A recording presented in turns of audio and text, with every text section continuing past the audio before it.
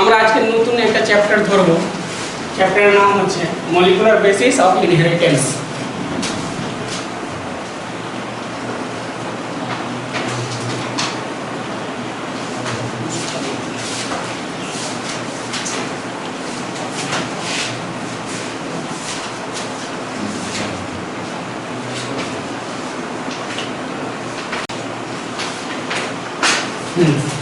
এটা হচ্ছে চ্যাপ্টারের নাম।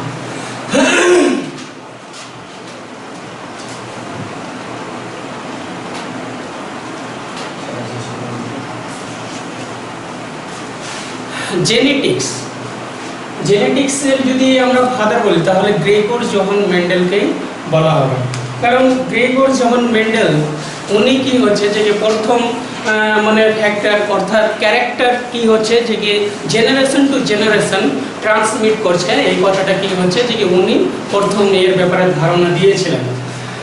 কীরকম করে ও মোটর গাছের উপরে কি হচ্ছে যে পরীক্ষা নিরীক্ষা করে এগুলো কি হচ্ছে যে ব্যাখ্যা করেছিল। জেনেটিক্সের প্রথম চ্যাপ্টারে কি হচ্ছে যে ওটা আমরা কি হচ্ছে যে শিখবো। আর দ্বিতীয় চ্যাপ্টারে কি হচ্ছে যে কি মলিকুলার বেসিস অফ ইনহেরিটেন্স, এই চ্যাপ্টারে মেনলি কি হচ্ছে যে জেনেটিক মেটেরিয়াল এর সম্বন্ধে কি হচ্ছে যে শিখবো। অর্থাৎ কি হচ্ছে যদি এটা বাবা হয়,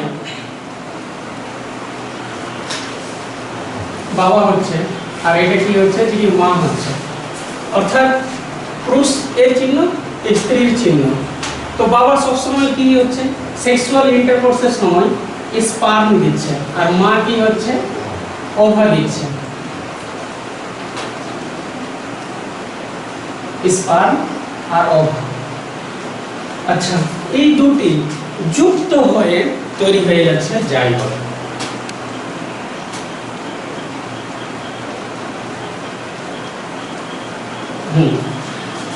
তাহলে এই চ্যাপ্টারে মেনলি আমরা শিখবো যে পুরুষের মধ্যে যে ক্যারেক্টার ছিল, চরিত্র ছিল, এর মধ্যে এই চরিত্র মানে এর চরিত্রকে নির্ধারণ করছে এরকম প্রত্যেকটা জিনের অন্তত একটা কপি এই স্পার্মের মধ্যে আছে।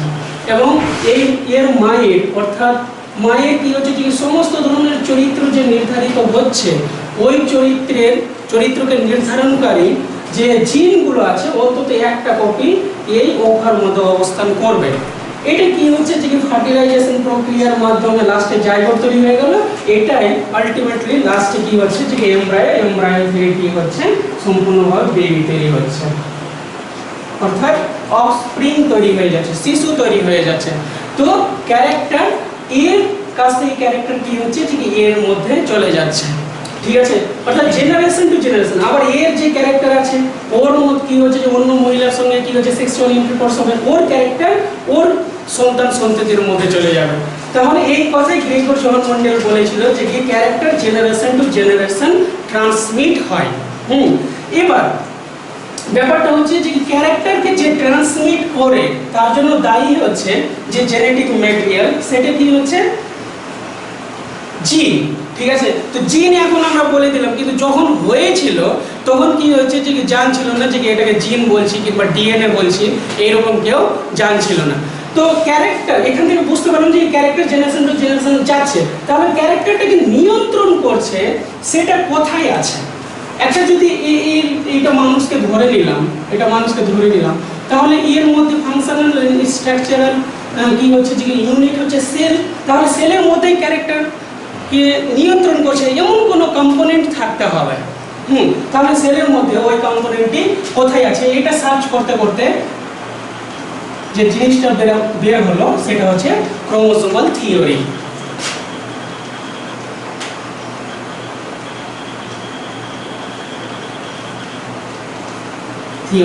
অর্থাৎ জেনারেশন টু জেনারেশন যে ক্যারেক্টার যাচ্ছে ওর জন্য দায়ী হচ্ছে এই ক্রোমোজোম, অর্থাৎ নিউক্লিয়াসের মধ্যে যে অংশটা আছে সেটাই হচ্ছে দায়ী, এই দায়ী থাকবে। তাহলে সেলের মধ্যে অর্থাৎ এই যে ক্রোমোজোম আছে, ক্রোমোজোমের মধ্যে আমরা কি দেখতে পাই? ক্রোমোজোমের মধ্যে ডিএনএ দেখতে পাবো, আরএনএ দেখতে পাবো, 2 নম্বর হচ্ছে আরএনএ দেখতে পাবো,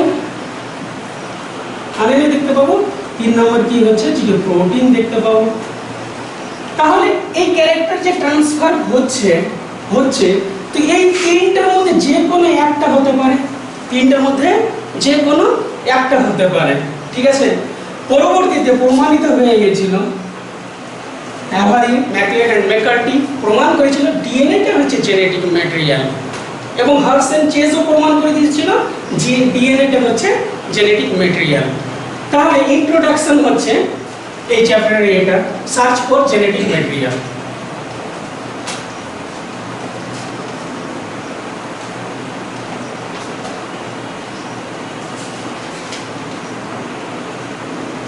ম্যাটেরিয়ালস। এবার দ্বিতীয় নম্বর পয়েন্ট পড়ব, DNA as genetic material.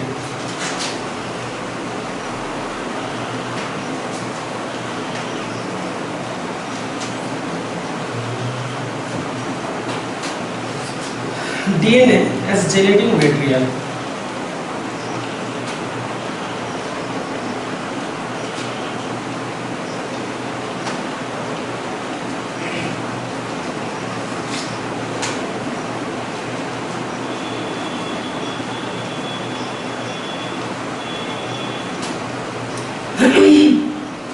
DNA কে জেনেটিক ম্যাটেরিয়াল হিসাবে ধরা হচ্ছে। কেন ধরা হচ্ছে? এর আমরা কয়েকটা বৈশিষ্ট্য পড়ব, বৈশিষ্ট্য জানবো, তার উপরে বেস করে ডিএনএ কে জেনেটিক ম্যাটেরিয়াল হিসাবে ধরে নেওয়া হবে। এক নম্বর কি হচ্ছে,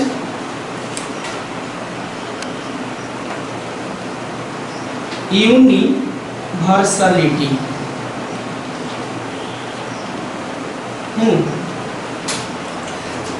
পৃথিবীর মধ্যে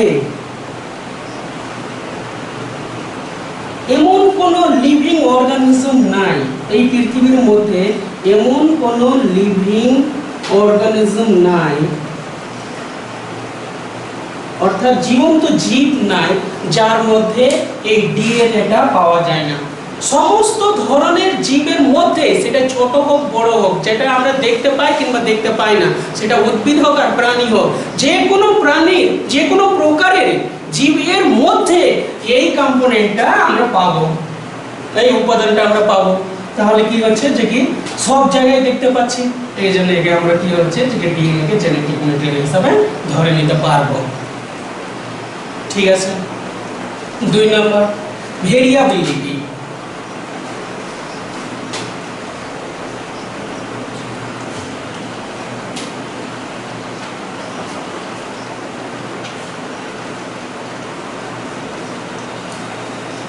ডিএনএ এর স্ট্রাকচার যখন আমরা দেখব, এটা সাপোজ ডিএনএ আছে, এর মধ্যে যে নাইট্রোজেনাস বেস গুলো হবে সেটা হচ্ছে এ, টি, জি, সি, অর্থাৎ চার রকমের আমরা নাইট্রোজেনাস বেস দেখতে পাবো, অ্যাডেনিন, থাইমিন, গুয়ানিন এবং সাইটোসিন। তাহলে এই বেসগুলো নির্ধারণ করবে কি রকম ক্যারেক্টার বা চরিত্র হবে। একটা জীবের মধ্যে এই বেসগুলো একই রকম ভাবে থাকবে না, অর্থাৎ বিভিন্ন ভাবে থাকবে, ভিন্ন ভিন্ন ভাবে থাকবে। এই জন্যই একটা জীবের থেকে অন্য আর একটা জীব এর ক্যারেক্টারিস্টিক ভিন্ন ধরনের হচ্ছে। পৃথিবীর মধ্যে যতটি মানুষ আছে এদের ফিঙ্গারপ্রিন্ট একই রকমের নেই, অর্থাৎ এর যে ফিঙ্গারপ্রিন্ট হয় এটা একই রকমের নেই, কারণ আমাদের যে বেস পেয়ার আছে ডিএনএ, সেটা নাইট্রোজেনাস বেস গুলো আলাদা আলাদা ধরনের আছে। তাহলে কি হচ্ছে যে ডিএনএ নিজের চরিত্রটাকে ভিন্ন ভিন্ন ভাবে প্রকাশ করছে। সবাই আমরা মানুষ, কিন্তু আমাদের প্রত্যেকেরই ক্যারেক্টার কি হচ্ছে আলাদা আলাদা, একটা নিজের পার্সোনালিটি আছে, একটা ভিন্ন ভিন্ন ধরনের কি আছে বৈশিষ্ট্য আছে, কারোর সঙ্গে কারোর আমাদের মিল নাই, ঠিক আছে। তাহলে ভেরিয়েবিলিটি এই ডিএনএ এর মধ্যে দেখা যাচ্ছে। 3 নম্বর পয়েন্ট,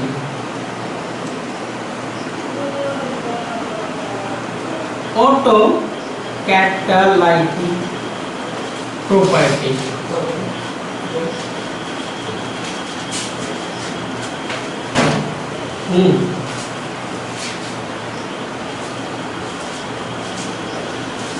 এটা কিরকম? ডিএনএ এমন এক ধরনের কম্পোনেন্ট যে নিজেই নিজেকে তৈরি করতে পারে, অর্থাৎ সাপোজ এটা যদি ডিএনএ হয়, তাহলে ডিএনএ রেপ্লিকেশন প্রক্রিয়ার মাধ্যমে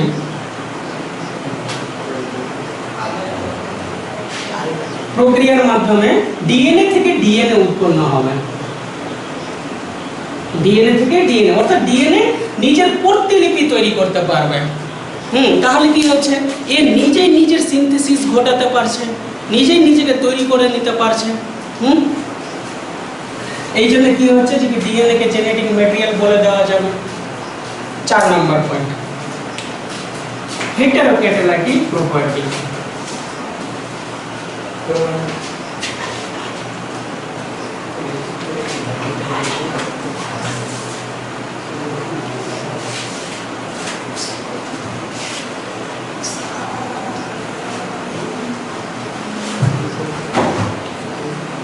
অর্থাৎ সেলের মধ্যে যে ডিএনএ আছে, সাপোজ এটা হচ্ছে সেল, সেলের মধ্যে যে ডিএনএ আছে, শুধু যে ডিএনএ আছে এরকম নাই, সেলের মধ্যে মেইন কম্পোনেন্ট যেগুলো আছে সেটা হচ্ছে আরএনএ, প্রোটিন এবং ডিএনএ। ও নিজেই নিজেকে তৈরি করতে পারবে এরকম কোনো ব্যাপার নাই। ডাইরেক্টলি ইনডাইরেক্টলি সমস্ত ধরনের কম্পোনেন্ট সৃষ্টির ক্ষেত্রে ডিএনএ নিজের ভূমিকা রাখবে। কিরকম করে, সাপোজ ডিএনএ, এটা আছে ডিএনএ, এটা হচ্ছে ডিএনএ, এর রেপ্লিকেশন প্রক্রিয়ার মাধ্যমে নিজেই নিজেকে তৈরি করে নিতে পারলো।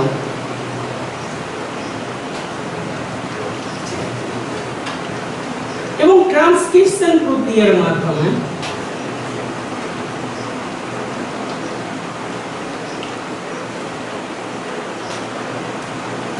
মাধ্যমে ডিএনএ থেকে এমআরএনএ তৈরি হচ্ছে এবং এমআরএনএ থেকে ট্রান্সলেশন প্রক্রিয়ার মাধ্যমে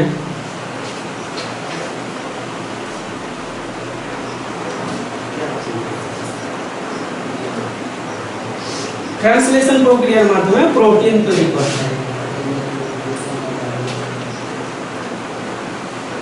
তাহলে আমরা যদি একটা হিউম্যান বডির মধ্যে দেখি, এর 70% দেহের কি হচ্ছে যে প্রায় প্রোটিন আছে।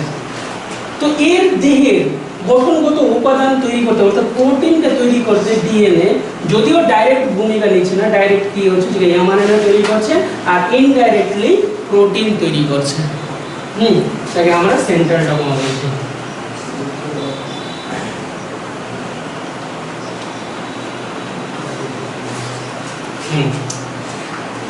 এবার হচ্ছে মিউটেশন।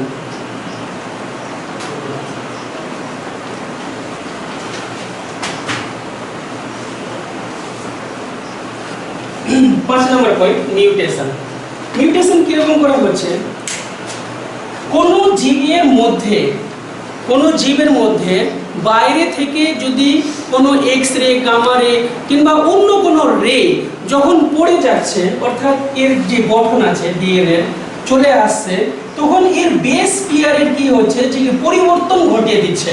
আর এর বেস পেয়ারের পরিবর্তন যদি হয় তাহলে ডিএনএ কি হচ্ছে যে কি পরিবর্তিত হয়ে যাচ্ছে। আর ডিএনএ পরিবর্তিত হতে গেলে ডিএনএ এর মধ্যে যে জিন আছে ও নিজের ক্যারেক্টারে পরিবর্তন ঘটিয়ে দিবে, অর্থাৎ অন্য জীব তৈরি হয়ে যাবে। যদি মিউটেশন না থাকতো প্রসেসটা, তাহলে কি হচ্ছে যে কি জীবের অস্তিত্ব আজ যা পজিশনে চলে এসেছে এইরকম কিন্তু হতো না। যদিও ইভলিউশনের মাধ্যমে আমরা সৃষ্টি হয়েছি, কিন্তু মানুষের সৃষ্টি গরিলা কিংবা গরিলার মতো অন্য কোনো জীব থেকে এসেছে। ঠিক আছে, মানে 95% ডিএনএ এর বেস পেয়ার যেটা আছে সেটা গরিলার সঙ্গে আমাদের সিমিলারিটি দেখা যাবে। তাহলে গরিলার থেকে কি হচ্ছে যে হঠাৎ করে যে মানুষ হয়ে গেছে এইরকম কিন্তু হয়নি যে ডাইরেক্ট হয়ে গেল। কিরকম করে হয়েছে, ডাইরেক্ট হয়েছে সেটা হচ্ছে মিউটেশনের মাধ্যমে। যদি মিউটেশন না থাকতো তাহলে কি হচ্ছে যে কি মানুষের সৃষ্টি হতো না। আর মানুষ অন্য কোনো জগৎ থেকে যে সরাসরি চলে এসেছে এইরকম কোনো ব্যাপার নাই। প্রথম পৃথিবীতে একটা সেল তৈরি হয়েছে, অর্থাৎ সিম্পল প্রকৃতির যেগুলো জীবগুলো ছিল সেগুলো তৈরি হয়েছে আস্তে আস্তে, তারপরে জটিল প্রকৃতির জীবগুলো সৃষ্টি হয়েছে এবং অনেক সময় কি হয়েছে যে মিউটেশনের মাধ্যমে নতুন নতুন জীবের সৃষ্টি হয়েছে। অর্থাৎ ডিএনএর যে স্ট্রাকচার আছে এর মধ্যে পরিবর্তন ঘটে যাচ্ছে হঠাৎ করে, তখন কি হচ্ছে যে নতুন জীব সৃষ্টি হয়ে যাচ্ছে। Quantity of DNA. 6 নম্বর হচ্ছে quantity of DNA.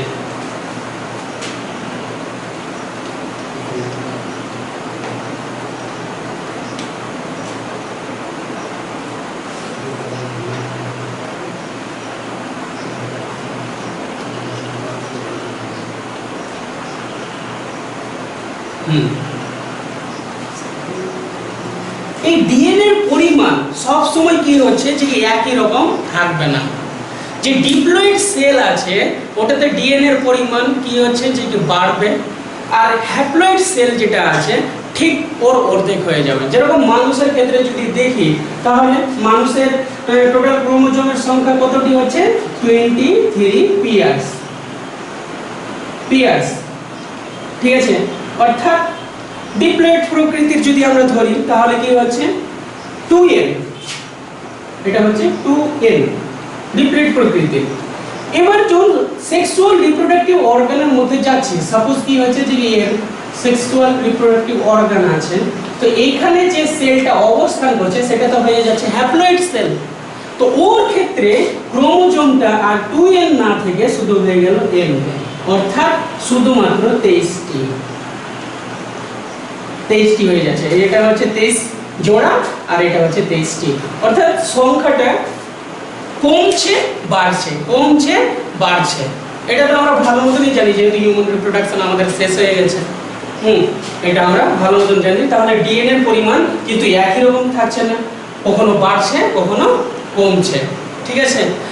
এবার হচ্ছে আর্টিফিশিয়াল সিনথেসিস, জিন সিনথেসিস।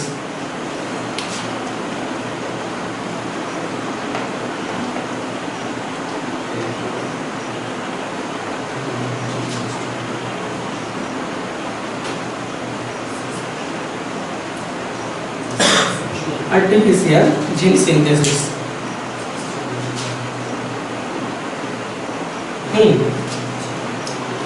তো আমাদের একজন কি হচ্ছে যে কি ইন্ডিয়ার বিখ্যাত সায়েন্টিস্ট ডক্টর হরগোবিন্দ খোরানা, এ কি করেছিল 77টি অর্থাৎ 77টি কি হচ্ছে নিউক্লিওটাইড তৈরি করতে সক্ষম হয়েছিল।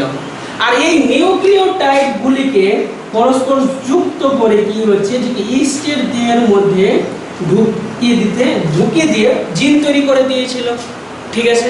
অর্থাৎ নতুন ধরনের ডিএনএ তৈরি করতে পেরেছিল, ঠিক আছে। কিরকম করে? জিন কাকে বলছি? জিন হচ্ছে সাপোজ এটা হচ্ছে ডিএনএ, হ্যাঁ, তাহলে এইদিকে বেস পেয়ার গুলো আছে, এইদিকে বেস পেয়ার আছে। এই ডিএনএ ফাংশনাল যে পার্ট আছে, সাপোজ কি হচ্ছে যে কি ফাংশনাল পার্ট এটা, তাহলে সেটাকে আমরা কি বলছি? জিন বলছি। এক কথায় এই জিনটা জেনারেশন টু জেনারেশন ট্রান্সমিট করবে, তখন ক্যারেক্টারটা কি হচ্ছে ট্রান্সমিট হবে। অর্থাৎ বাবার ক্যারেক্টার যেরকম আছে সন্তানের ক্যারেক্টার ওই রকমেরই থাকবে, ঠিক আছে, বুঝে গেল? ওকে, এবার আমরা শিখব experiment of bacterial transformation.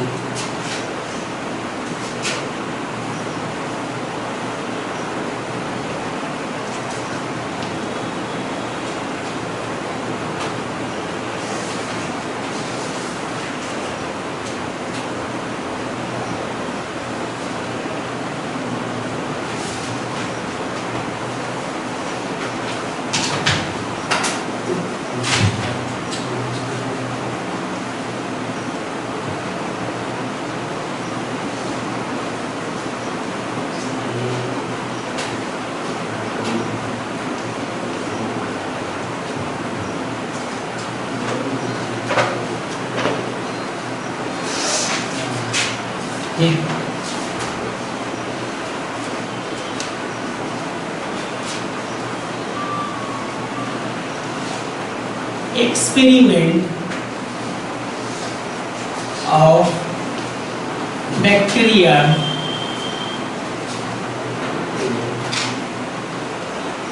transformation.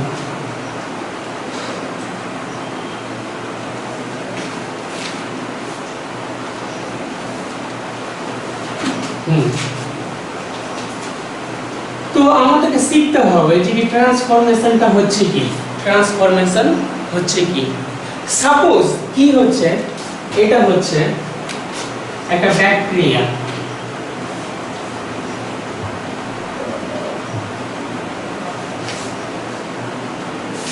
আর এটা যেটা আছে এটা হচ্ছে ডিজায়ার্ড জিন।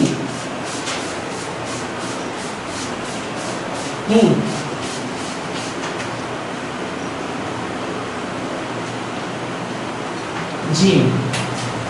এই জিনটা কি করছে,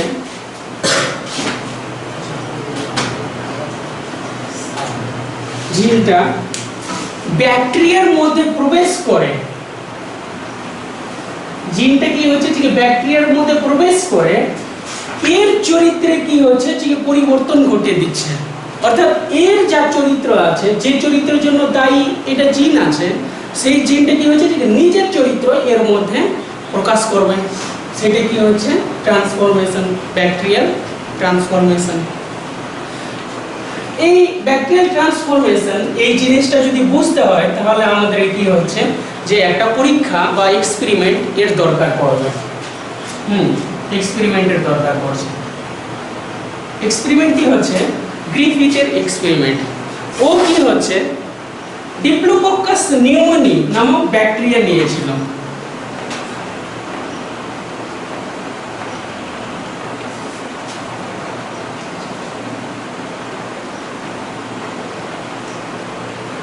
নিউমোনি নামক কি হচ্ছে যে ব্যাকটেরিয়া নিয়েছিল। এই ব্যাকটেরিয়া মানুষের লাংসের ক্ষেত্রে নিউমোনিয়া রোগ সৃষ্টি করতে পারে, ঠিক আছে। তো ও দুটো স্ট্রেন নিয়েছিল, মানে দুই ধরনের কি হয়েছে নিয়েছিল। হ্যাঁ, কিরকম করে, একটা ছিল অ্যাভিরুলেন্ট,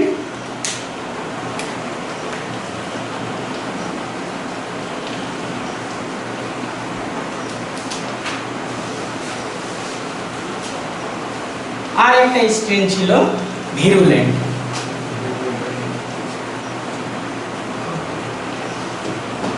অ্যাভিরুলেন্ট মানে হচ্ছে যে ক্ষতি করতে পারছে না, সহজে যদি মনে রাখি, আর ভিরুলেন্ট হচ্ছে যে ক্ষতি করতে পারছে, ক্ষতিকর, আর এটা হচ্ছে অক্ষতিকর।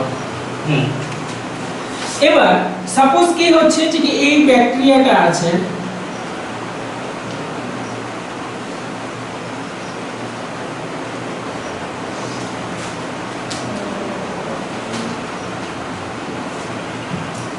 এই ব্যাকটেরিয়াটা আছে, সেটা হচ্ছে অ্যাভিরুলেন্ট, যাকে আমরা 2R দিয়ে ইন্ডিকেট করছি।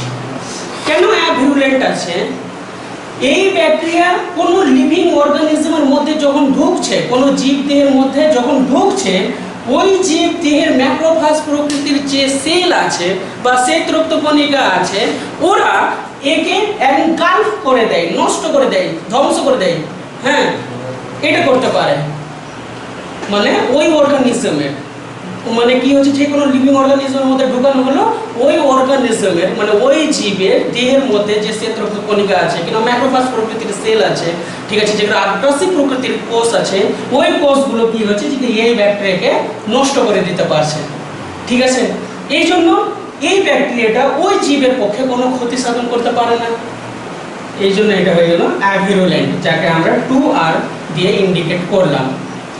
যার কোষ প্রাচীর যেটা আছে, মানে প্রায় বাইরের প্রাচীর আছে, সেটা অমসৃণ প্রকৃতির আছে এবং পাতলা ধরনের আছে। আচ্ছা, এবার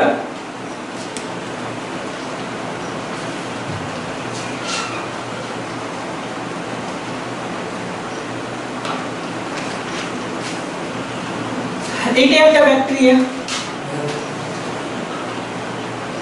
যাকে আমরা 3S দিয়ে ইন্ডিকেট করলাম। যার প্রাচীরটা কি হচ্ছে যে স্থূল প্রকৃতির আছে এবং মসৃণ প্রকৃতির আছে, শক্ত প্রকৃতির আছে। এই ব্যাকটেরিয়া যখন কোনো লিভিং অর্গানিজমের মধ্যে প্রবেশ করছে, ওই জীব দেহের যে আগ্রাসী প্রকৃতির সেল আছে, যে ক্ষতি করে ব্যাকটেরিয়া, ও কি হচ্ছে যে এই ব্যাকটেরিয়াকে ধ্বংস করতে পারছে না, ধ্বংস করতে পারছে না, কারণ এর প্রাচীরটা খুব শক্ত এবং স্থূল প্রকৃতির আছে। এই জন্য সেটা কি হয়ে গেল, ওই লিভিং অর্গানিজমের ক্ষতি করবে। এটা নাম হলো ভিরুলেন্ট ব্যাকটেরিয়া।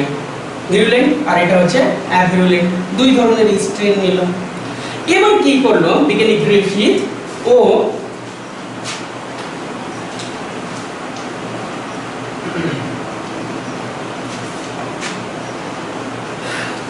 কি হচ্ছে একটা ইঁদুর নিল, সাপোজ এটা ইঁদুর,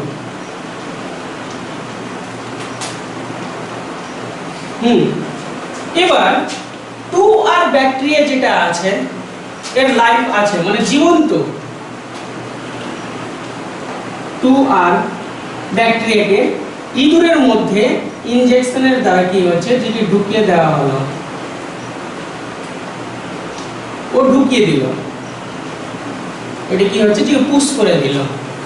যখন পুশ করে দিল ভিতরের দিকে ঢুকিয়ে দিয়েছে, তখন এর দিয়ে যে ম্যাক্রোফাজ প্রকৃতির সেল আছে এই সেলটা 2R ব্যাকটেরিয়াকে ডেস্ট্রয় করে দিল, নষ্ট করে দিল, শেষ করে দিল।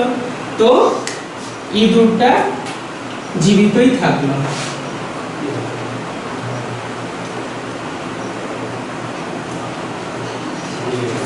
জীবিত থাকলো। আচ্ছা, এবার দ্বিতীয়বারে কি করছে, ভিরুলেন্ট যে ব্যাকটেরিয়া আছে অর্থাৎ 3S, একে ইঁদুরের মধ্যে সেম ভাবে প্রবেশ করালো, সেম ভাবে এর মধ্যে প্রবেশ করে দিল। সাপোজ এরকম করে দেখিয়ে দিলাম, প্রবেশ করে দিল। তাহলে এর দেহের মধ্যে যে আগ্রাসী প্রকৃতির সেল আছে সেই সেলটা এই ব্যাকটেরিয়াকে ডিস্ট্রয় করতে পারছে কি? পারছে না।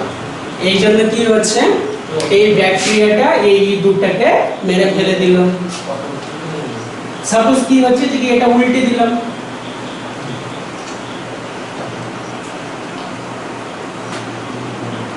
এটা মরে গেল। উল্টে দিলাম মানে কি হচ্ছে, মরে গেছে। এবার তৃতীয়বারে গ্রিফিথ কি করলো,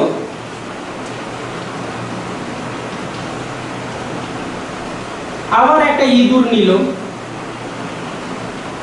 ইঁদুরের মধ্যে এই যে 3S যে ব্যাকটেরিয়া ভিরুলেন্ট প্রকৃতির ছিল একে হিট দিয়ে দিল।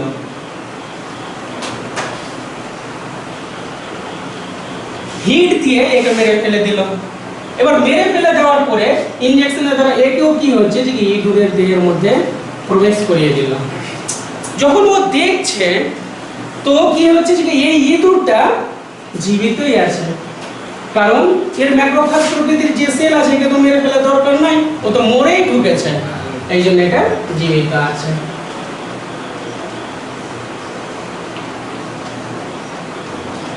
আচ্ছা, ইঁদুর এরকম থাকতে গেলে জীবন্ত, এরকম থাকতে গেলে মৃত। আচ্ছা, ও চতুর্থবারে কি করছে, আবার একটা ইঁদুর নিল,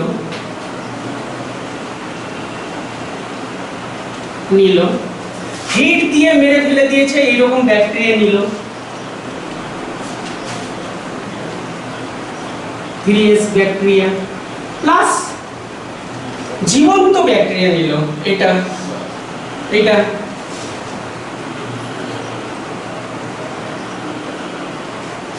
এই দুটি ব্যাকটেরিয়াকে একই সঙ্গে সংযুক্ত করে এই ইঁদুরের মধ্যে প্রবেশ করিয়ে দিল। যখন ও পর্যবেক্ষণ করছে তখন কি হচ্ছে যে ক্যালকুলেশন বলছে এটা যে কি জীবিত যদি থাকে 2R তাহলে কি হচ্ছে যে কি ইঁদুরটা বেঁচে যাচ্ছে। এটা যখন কি হচ্ছে যে জীবিত আছে, ঠিক আছে, অর্থাৎ লাইফ আছে, এটাও জীবন্ত আছে, তখন ইঁদুরটা কি হচ্ছে যে মারা পড়ছে, মরে যাচ্ছে। যখন একে হিট দিয়ে মেরে ফেলে দিলাম, ওই ইঁদুরের কি হচ্ছে কোনো ধরনের ক্ষতি করতে পারলো না, আবার জীবিত থেকে গেল। তাহলে এখানে ক্যালকুলেশন কি বলছে, একটা হিট দিয়ে মেরে ফেলে দিয়েছি, এটা আছে মানে জীবিত থাকছে, আর যার লাইফ আছে এটা আছে অর্থাৎ এটা আছে মানে জীবিত আছে, মানে এটাও জীবিত, ক্যালকুলেশন বলছে এটা কি হবে, জীবিত থাকবে। ক্যালকুলেশন বলছে এটা জীবিত থাকবে, কিন্তু এটা কি হচ্ছে,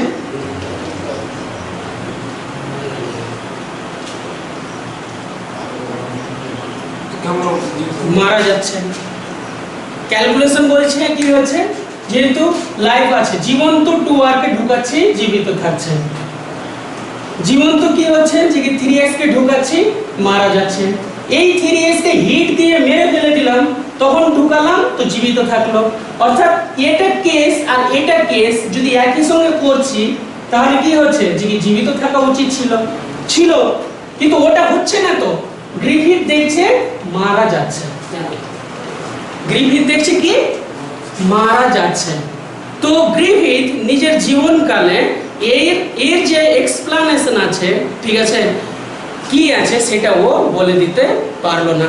শুধু এটা বলে দিল যে কি যে কোনো কারণে হোক, যে কোনো কারণে হোক এই 3s যেটা আছে এটা কি হচ্ছে যে কি লিভিং কন্ডিশনে চলে এসেছে, লিভিং কন্ডিশনে চলে এসেছে এবং ইঁদুরের ক্ষতি সাধন করেছে বলে কি হচ্ছে যে মারা গেছে।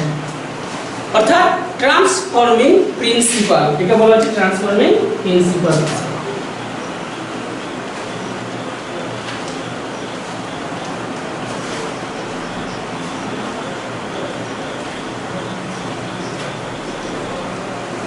অর্থাৎ ও শুধু এটা বলে দিল যে কি এখানে রূপান্তরকারী কোনো বস্তু সৃষ্টি হয়ে গেছে, যেটা ইঁদুরকে মেরে ফেলে দিয়েছে।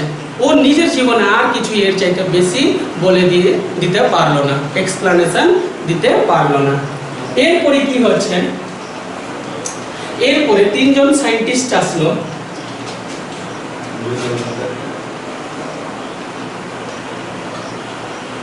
এসে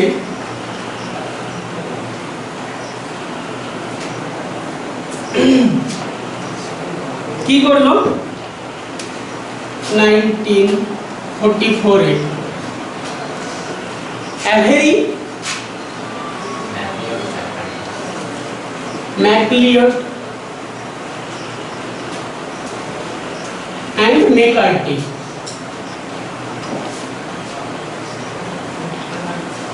এই তিনজন সায়েন্টিস্ট আসলো, এসে কি হচ্ছে এর এক্সপ্লানেশন দেওয়ার চেষ্টা করলো। তাহলে কি এক্সপ্লানেশন দিল সেটা আমরা দেখব।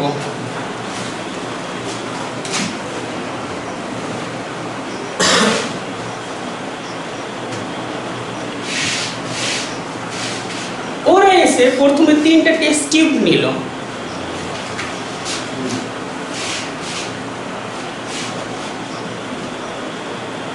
এটা এটা এবং এটা, এই তিনটা টেস্ট টিউবের মধ্যে কি হচ্ছে যে এই ইঁদুরের কাছ থেকে স্যাম্পল বের করলো, এর মধ্যে থেকে সাপোজ স্যাম্পল বের করলো, এই স্যাম্পলটা তিনটা টেস্ট টিউবের মধ্যে ঢুকিয়ে দিল, সমান সমান ভাগে ঢুকিয়ে দিল।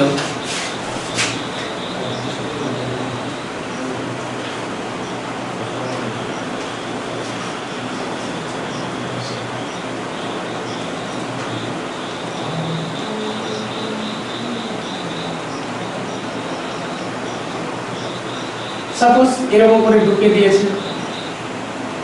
এবার তিনটে টেস্ট টিউবের মধ্যে আমরা জানি যে একটা সেলের মধ্যে কত রকমের কি থাকতে পারে, ডিএনএ থাকতে পারে, আরএনএ থাকতে পারে, নাহলে প্রোটিন থাকতে পারে, তিন রকম থাকতে পারে। এবার তিনটে কম্পোনেন্টকে পচিয়ে দিবে, এরকম এনজাইম সংযুক্ত করে দিল, অর্থাৎ এর মধ্যে প্রোটিয়েজ যুক্ত করলো, যুক্ত করলো। যদি প্রোটিন থাকে এর মধ্যে তাহলে প্রোটিনকে নষ্ট করে দিবে, এর মধ্যে আরএনএ যুক্ত করলো। যদি এর মধ্যে আরএনএ থাকে তাহলে আরএনএ কে নষ্ট করে দিবে, আর এর মধ্যে ডিএনএ যুক্ত করলো। যদি ডিএনএ থাকে তাহলে ডিএনএ কে কি হচ্ছে নষ্ট করে দিবে। ঠিক আছে, এত দূর হয়ে গেছে। এবার ওরা যখন পর্যবেক্ষণ করছে যে এর মধ্যে কি ঘটছে, এর মধ্যে কি ঘটছে এবং এর মধ্যে কি ঘটছে, তো আমরা যখন দেখছি এর স্যাম্পলের মধ্যে কি কি আছে, একটা এটা অর্থাৎ হিট দিয়ে মেরে ফেলে দিয়েছি, 3s ব্যাকটেরিয়া যেটা ভিরুলেন্ট প্রকৃতির ছিল, আর একটা কি হচ্ছে যে অ্যাভিরুলেন্ট 2r ছিল। তাহলে এর মধ্যেও দুটো ব্যাকটেরিয়া থাকবে, এই দুটো আছে, এর মধ্যেও এই দুটো, এর মধ্যেও এই দুটো আছে। ওরা যখন দেখছে যে এর মধ্যে কি হয়েছে 2r যেটা আছে 2r 3s এ রূপান্তরিত হয়েছে, এর মধ্যে হয়েছে। এর মধ্যে কি হয়েছে 2R 3S এ রূপান্তরিত হয়েছে। এবার এর মধ্যে কিন্তু যেটা রেড কালারে দেখাচ্ছি 2R 3S এ রূপান্তরিত হয়নি, এটা রূপান্তরিত হয়নি। এতদূর পর্যন্ত বোঝা গেছে? শুধু কিছু করুন না, তিনটা টেস্ট টিউব নিল, তিনটা টেস্ট টিউবের মধ্যে কি হচ্ছে যে এর স্যাম্পলটা নিয়ে নিল। এবার স্যাম্পলটা নিয়ে তিন ধরনের কি হচ্ছে যে কি উৎসেচক সংযুক্ত করে দিল। এবার যখন পর্যবেক্ষণ করছে তখন দেখছে যে এই টেস্ট টিউবের মধ্যে অ্যাভিরুলেন্টটা ভিরুলেন্টে রূপান্তরিত হয়ে গেছে, এই টেস্ট টিউবের মধ্যে অ্যাভিরুলেন্টটা ভিরুলেন্টে রূপান্তরিত হয়ে গেছে, কিন্তু এই টেস্ট টিউবের মধ্যে অ্যাভিরুলেন্টটা ভিরুলেন্টে রূপান্তরিত হয়নি। তাহলে কেন হয়েছে? এই এর এক্সপ্লেনেশন দিয়েছিল ওরা কেন হয়েছে। কারণ এবার এইদিকে দেখি আমরা, যখন গ্রিফিথ হিট দিয়েছিল আর এই ব্যাকটেরিয়াটি কি হচ্ছে যে প্রবেশ করিয়েছিল, তখন এর যে প্রাচীরটা আছে এই প্রাচীরটা হিট দেওয়ার জন্য নষ্ট হয়ে গিয়েছিল, আর এরকম শক্ত প্রকৃতির ছিল না, ও ডিস্ট্রয় হয়ে গিয়েছিল, অর্থাৎ দুর্বল প্রকৃতির প্রাচীর হয়ে গিয়েছিল, দুর্বল প্রকৃতির প্রাচীর হয়ে গিয়েছিল। কিন্তু এর মধ্যে যে জিনোম আছে বা জেনেটিক ম্যাটেরিয়াল আছে, জেনেটিক ম্যাটেরিয়ালের বৈশিষ্ট্য কি ছিল? ও কি করছে?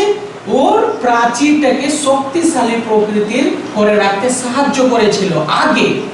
আগে কিন্তু এ প্রাচীরটাকে শক্তিশালী করে রেখেছিল, এর মধ্যে থাকা জিন বা যে কম্পোনেন্টই হোক এখন আমরা জানি না, কিন্তু একে শক্তিশালী করে রেখেছিল। গ্রিফিথ কি করলো যে এটাকে হিট দিয়ে দিল, এবার হিট দিল তো এর প্রাচীর কি হচ্ছে যে নষ্ট হয়ে গেল, নষ্ট হয়ে গেছে।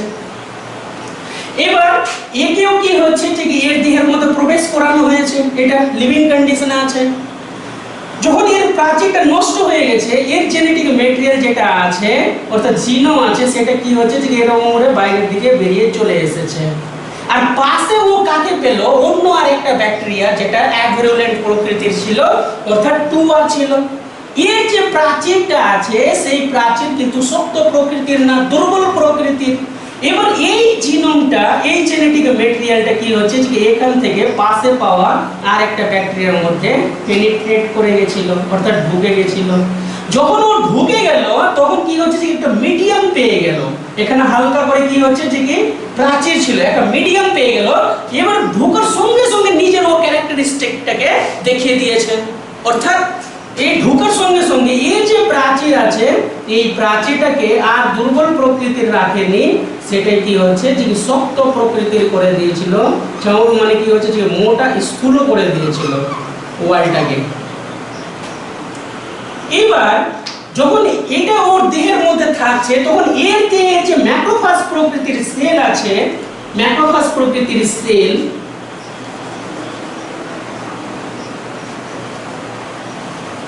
এই সেলটা কি হচ্ছে যে এর প্রাচীর শক্ত হওয়ার জন্য একে আর ডিস্ট্রয় করতে পারছে না বা নষ্ট করে দিতে পারেনি। এই জন্য কি হচ্ছে ভিরুলেন্টটা কি হচ্ছে যে কি অ্যাভিরুলেন্টটা ভিরুলেন্টে রূপান্তরিত হয়ে গেছে, এই অ্যাভিরুলেন্টটা ভিরুলেন্টে রূপান্তরিত হয়ে গেছে, ঠিক আছে? অর্থাৎ এটা ছিল অ্যাভিরুলেন্ট, এখন হয়ে গেছে ভিরুলেন্ট। এবার ব্যাপারটা হচ্ছে এই ঘটনাটা ঘটেছে কোন দুটি টেস্ট টিউবের মধ্যে? এই ঘটনাটা ঘটেছে প্রথম টেস্ট টিউবের মধ্যে। প্রোটিয়েজ দিয়েছে, প্রোটিন নষ্ট হয়েছে, প্রোটিয়েজ দিয়েছে, প্রোটিন নষ্ট হয়েছে, কিন্তু এই জেনেটিক ম্যাটেরিয়াল তো নষ্ট হয়নি, এর ভিতরে যেটা ম্যাটেরিয়াল আছে নষ্ট হয়নি, ঠিক আছে, দিব্যি ঘটনা ঠিক ভালো আছে। এবার এর ক্ষেত্রে কি হয়েছে? এর ক্ষেত্রে আরএনএস দিয়েছে, তাহলে এখানে তো আরএনএ নাই, এখানে আরএনএ নাই, তাহলে আরএনএস দিয়ে নষ্ট যে করবে এরকম কোনো ব্যাপার নাই। তাহলে এর ক্ষেত্রে 2R টা 3S এ রূপান্তরিত হয়ে গেছে, মানে এই ঘটনাটা এখানে ঘটেছে। এইখানে যে ঘটনাটা ঘটেছে সেটা এই টেস্ট টিউবের মধ্যেও ঘটেছে, কিন্তু ডিএনএস যখন এখানে দিয়ে দিয়েছে এই টেস্ট টিউবের মধ্যে, তাহলে এর ভিতরে যে জেনেটিক ম্যাটেরিয়াল ছিল সেটাই হচ্ছে ডিএনএ। আর এই ডিএনএ ক্ষতিগ্রস্ত হয়ে যাওয়ার কারণে এখানে কিন্তু এই যে ঘটনাটা আমি দেখেছি সেই ঘটনাটা এই টেস্ট টিউবের মধ্যে দেখা যায়নি, এই টেস্ট টিউবের মধ্যে। এই জন্য এখানকার 2Rটা 3S এ রূপান্তরিত হয়নি, অর্থাৎ ভিরুলেন্টে রূপান্তরিত হয়নি। তাহলে এখান থেকে আমরা কনক্লুশনে কি বলতে পারবো যে এর যে জেনেটিক ম্যাটেরিয়াল এটা মেইনলি এটা, ঠিক আছে।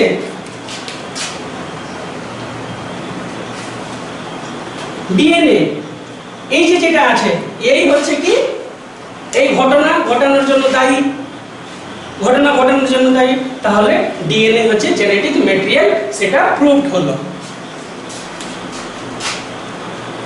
ডিএনএ হচ্ছে জেনেটিক ম্যাটেরিয়াল।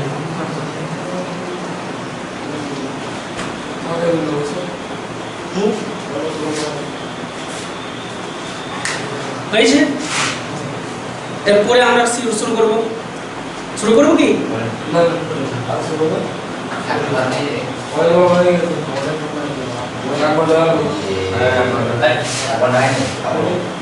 ঘন্টা নিয়ে কোনো ব্যাপার নেই না, তো সিম্পল সাথে তো বড় কথা বাস তো সারাদিন করা যাবে।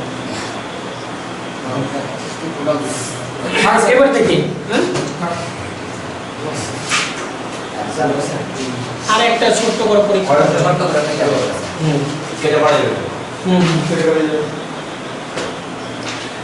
হার্স এন্ড চেজ এক্সপেরিমেন্টে কি হচ্ছে পড়ে নেবেন, না পড়তে বুঝলে আমি বুঝাবো, ঠিক আছে।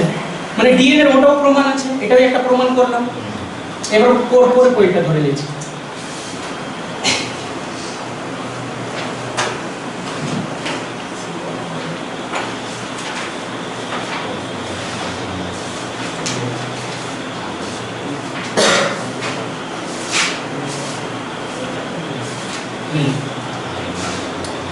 এবার হচ্ছে এভিডেন্স ফ্রম জেনেটিক ইঞ্জিনিয়ারিং, খুব ইজি পয়েন্ট। এভিডেন্স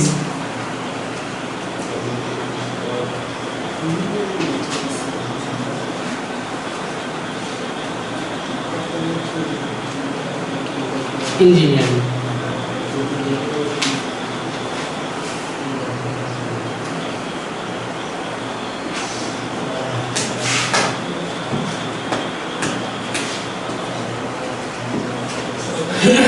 এটা কি হচ্ছে,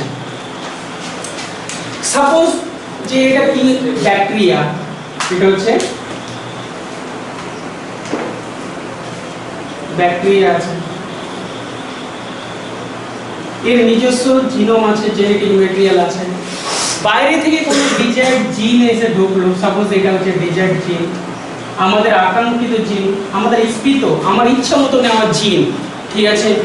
এই কি হচ্ছে যে এর মধ্যে ঢুকছে, আর ঢুকে যে জীবটা গঠন করছে একে বলছি ট্রান্সজেনিক অর্গানিজম।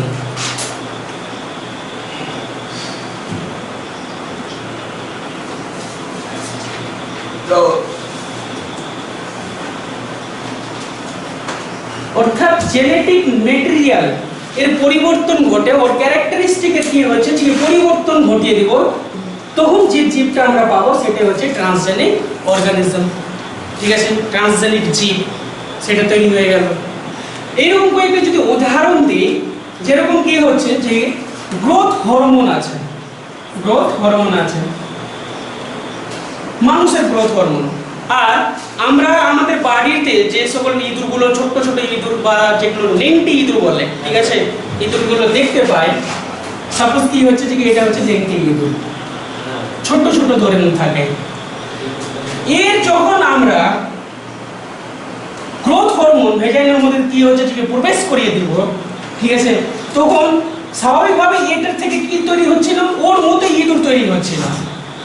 আগে কিন্তু এখান থেকে এরকম তৈরি হচ্ছিল, ছোট ছোট তৈরি হচ্ছিল, কিন্তু যখন আমরা গ্রোথ হরমোনটা ঢুকিয়ে দিব তখন আর এরকম তৈরি হবে না, এটি হচ্ছে যে অনেক বড় বড় তৈরি হবে, অনেক বড় বড় তৈরি হচ্ছে, ঠিক আছে। তাহলে এটা দিয়ে হচ্ছে ট্রান্সজেনিক অর্গানিজম তৈরি হয়ে গেল, হলো। আচ্ছা, এবার কি হচ্ছে, আর যদি একটা উদাহরণ দিই, সাপোজ ইন্টারফেরন।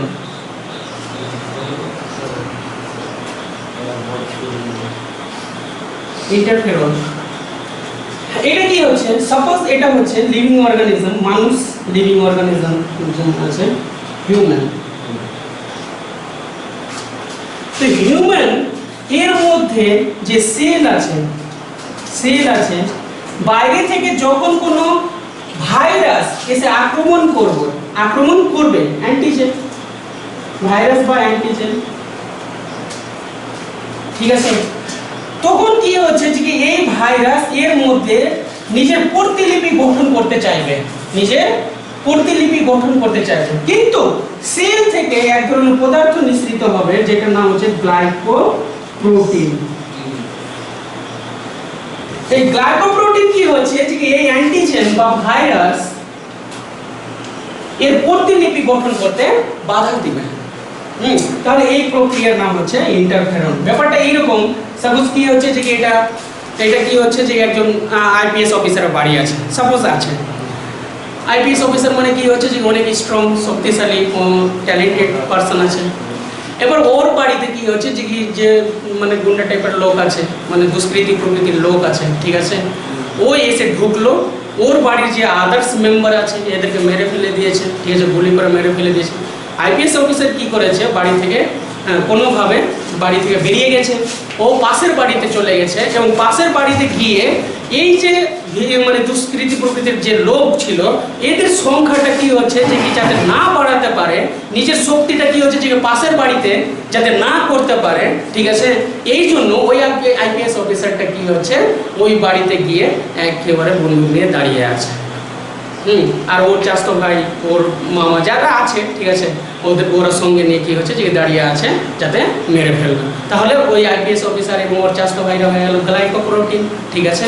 আর এই দুষ্কৃতী প্রকৃতির লোক যেটা হচ্ছে সেটা হচ্ছে অ্যান্টিজেন ভাইরাস। বুঝে গেছে?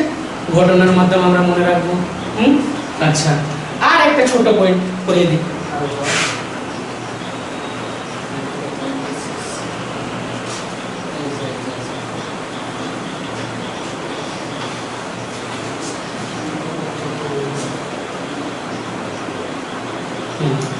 RNA is the genetic material. RNA is the genetic material.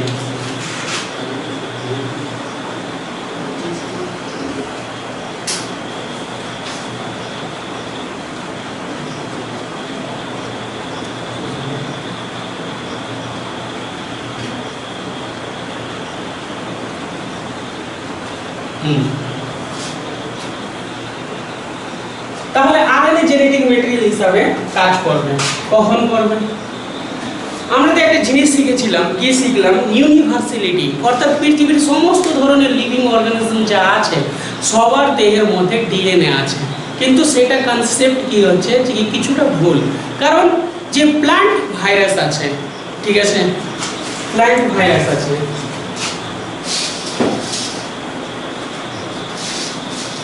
Virus যেরকম টোবাকো মোজাইক ভাইরাস,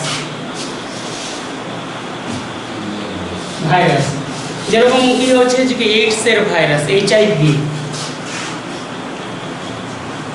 এদের ক্ষেত্রে যে জেনেটিক ম্যাটেরিয়ালটা আছে সেটা কিন্তু ডিএনএ নেই। এদের ক্ষেত্রে একটাই শুধু জেনেটিক মানে এক ধরনের নিউক্লিক অ্যাসিড পাওয়া যাবে, সেটা হচ্ছে আরএনএ। তো এই সকল ভাইরাসকে আমরা বলবো রিও ভাইরাস।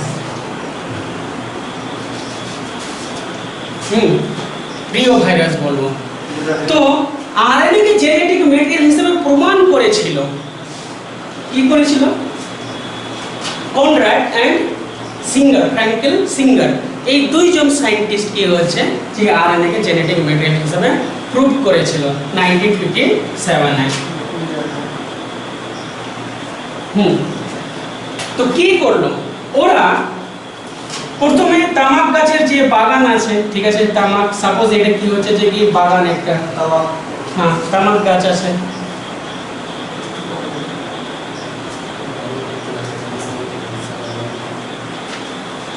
সাপোজ এরকম পাতাগুলো আছে, তামাকের পাতাগুলো আছে, তো এখানে গিয়ে দুটি স্ট্রেন নিল টোবাকো মোজাইক ভাইরাসের। একটা স্ট্রেন কি হচ্ছে এটা,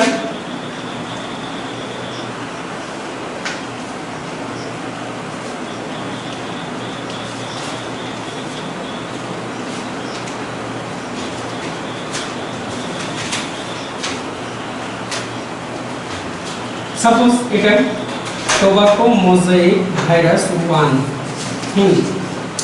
যার মধ্যে এটা যেটা আছে অর্থাৎ ট্রাঙ্ক লাইক স্ট্রাকচার যেটা আছে সেটা হচ্ছে আরএনএ, আর এটা যেটা আছে পাতার মতো যেগুলো গঠনগুলো আমরা দেখতে পাচ্ছি পাশের দিকে, একটা সাপোজ কি হচ্ছে যে এটা হচ্ছে আরএনএ। এবার এর চারদিকে এইরকম এইরকম এইরকম এইরকম এইরকম এরকম মানে চারদিকে আছে এরকম এরকম এই গঠনটা আছে, যাকে বলা হচ্ছে capsid protein.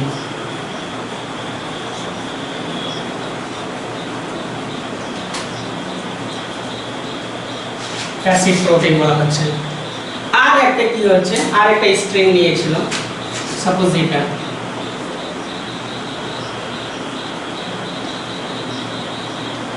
Tobacco mosaic virus 2,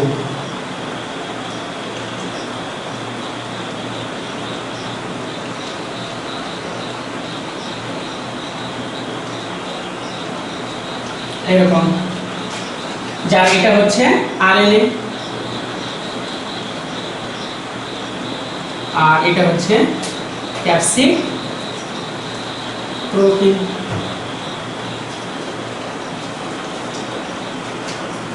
বুঝেছে এত তো পর্যন্ত। এবার কি করলো এই দুইজন সায়েন্টিস্ট, এখান থেকে বিশেষ প্রক্রিয়ার মাধ্যমে আরএনএ থেকে ক্যাপসিড প্রোটিনটাকে দ্রবীভূত করে দিল, অর্থাৎ এরকম করলো আরএনএ আর ক্যাপসিড প্রোটিন এগুলো, অর্থাৎ আরএনএ থেকে দূরে সরিয়ে দিয়েছে।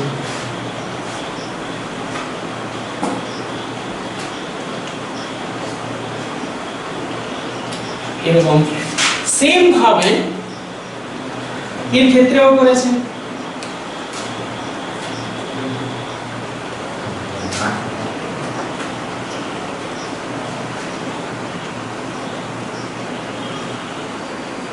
ক্যাপসিড প্রোটিন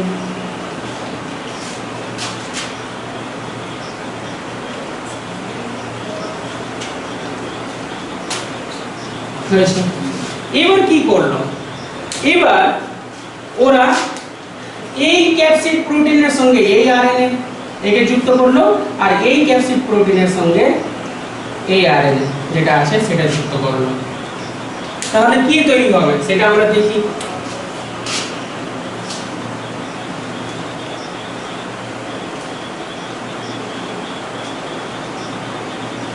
এরকম আছে, এবার এর সঙ্গে এটাকে যুক্ত করেছে এই ক্যাপসিড প্রোটিনটাকে, তাহলে যুক্ত করে দিই।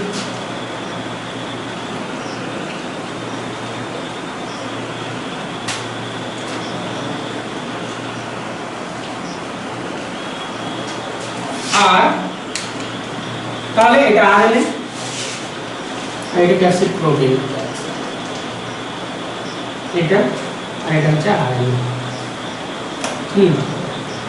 সেম ভাবে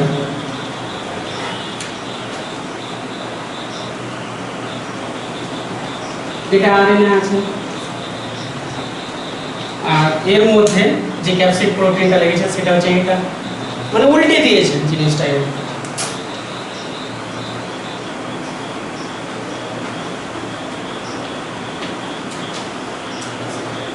এইরকম করার পরে কনরাড এন্ড সিঙ্গার কি করলো, আবার বাগানে গেল, ঠিক আছে। সাপোজ বাগানে গিয়ে পাতা আছে, পাতার মধ্যে ছেড়ে দিল, দুটো ভাইরাসকে ছেড়ে দিয়েছে, একেও ছেড়ে দিয়েছে আর একেও ছেড়ে দিয়েছে।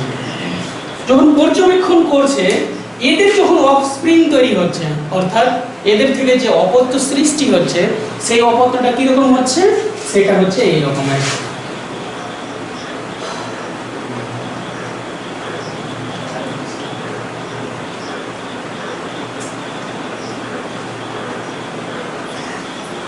এরকম সৃষ্টি হচ্ছে।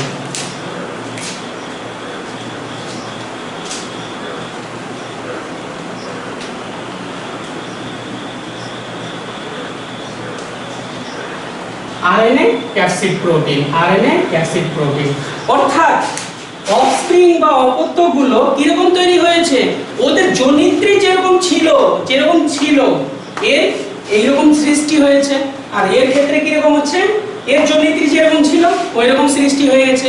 কিন্তু এরা কি করেছিল সায়েন্টিস্ট, এরা এখানে চেঞ্জ করে দিয়েছিল, এটা চেঞ্জ করে দিয়েছিল। তো তৈরি হওয়া এরকম উচিত ছিল, আরএনএটা এরকম থাকবে আর ক্যাপসিড প্রোটিন এরকম থাকবে, কিন্তু সেটা তো হচ্ছে না।